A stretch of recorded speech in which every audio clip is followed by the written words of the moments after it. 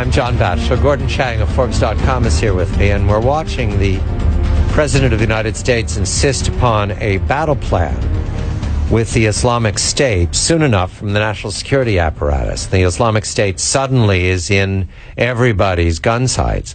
We're joined by Cleo Pascal, Associate Fellow at Chatham House and author of Global Warming, How Environment, Economic, and Political Crises Will Redraw the World Map. Let's stay with the subcontinent. Cleo, very good evening to you. What can you tell us about the Islamic State and recruiting in the subcontinent, especially the Muslim population of India? Well, for the last 10 years under the previous administration in India, there was a very soft approach to extremism within India for two main reasons. One was vote bank politics. The Congress Party was depending heavily on the Muslim vote, and in their wisdom, so to speak, they decided that that would mean going very lightly when it came to extremists, even though that put the larger Muslim population at risk.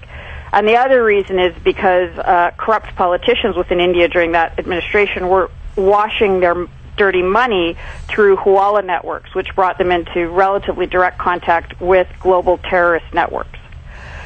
So for the last 10 years, there really hasn't been any proper cracking down or monitoring of what was going on within India, and now that is bearing a very bitter fruit within the country. Cleo, it's nothing like a death to really change people's perceptions.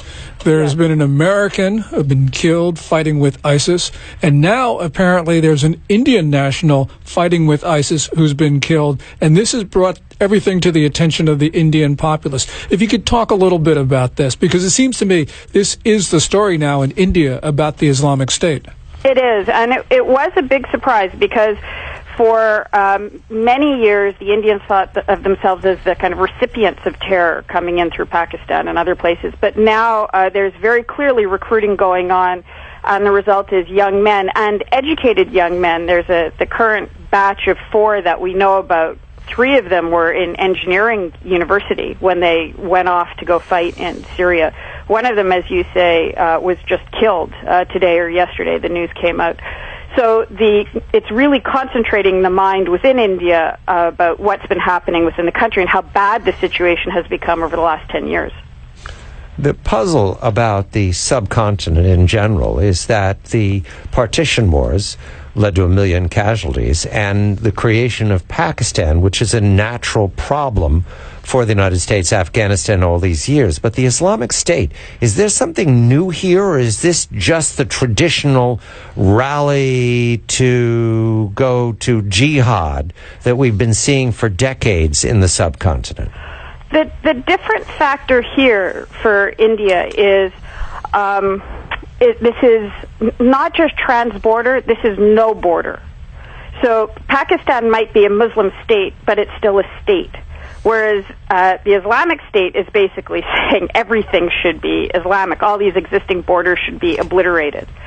So what Prime Minister Modi of India has said, for example, is, I don't care what religion you are, as long as you are a patriotic Indian. And increasingly we're seeing within the community those who don't feel they're Indian first. They feel like they're Sunni first, for example, or Wahhabi first, or however they want to define it. In which case that threatens the very legitimacy of the state itself. So it's an entirely new and extremely dangerous metastasizing of the issue. And certainly for India, where you have, the world's second largest Muslim population, although it's 157 million Muslims in India, about 17% are Shia, and most of the rest are Sunni. So you have a predominantly Hindu state. I know it's still very early days, but do the Hindus in India feel threatened that this ISIS might actually come to India and inflame relations between the Muslims and the Hindus? Yeah, and it's the tip of a very large iceberg, because a lot of the recruiting is happening of Indians that are working in Saudi and Qatar, for example, primarily. So they're people who might be doctors or engineers or drivers or whomever who are working in those countries. They get radicalized in those countries, they get funding, and then they go back to India to do the recruiting within India.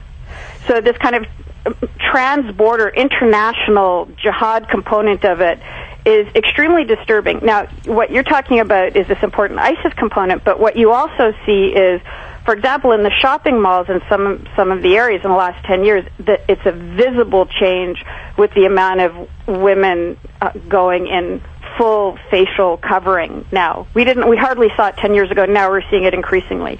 And it's part of the same phenomena.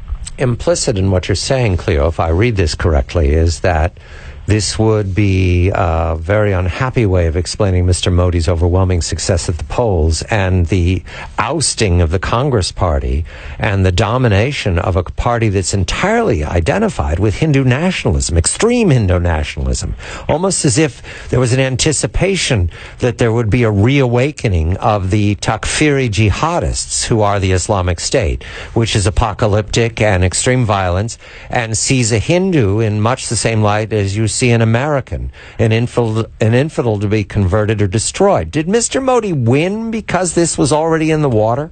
That was one component of it. The thing that allowed this to happen, allowed this flourishing of extremism within the country, was corruption.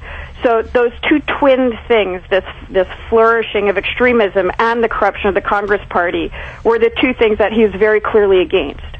And you'll see, by the way, a lot of funding coming out of Pakistan and Saudi Arabia to try to discredit Modi, especially within the next year in the U.S., in the media, in the think tanks, to try to paint him as an extremist, as a Hindu extremist, as a kind of an equivalent to a Muslim extremist, in order to try to discredit him and isolate him. He is not. He is an anti-corruption campaigner who is fundamentally a nationalist who happens to be Hindu. So, Cleo, essentially what you're saying is that for Modi to win this ideological religious struggle, he's going to have to not only engage in a battle of ideas, he's also going to have to clean up corruption, which has been inherent in the Indian government. Is that what you're saying? Yes. Yeah. And it goes beyond that. I'm not sure if you're aware, but you know, India has separate civil codes for the different religions. We have 30 seconds, Cleo. Go ahead. Okay, so for example, if you're a Muslim in India, you can have 4 wives. If you're Hindu, you can only have 1. So those sorts of disparities within the system have to start to change. Cleo, yes, that would strike me as a profound distinction that needed to change. Gordon Chang of Forbes.com, and we thank Cleo Pascal, an associate fellow at Chatham House, author of Global Warring, How Environmental, Economic, and Political Crises Will Redraw the World Map. I'm John Batchelor.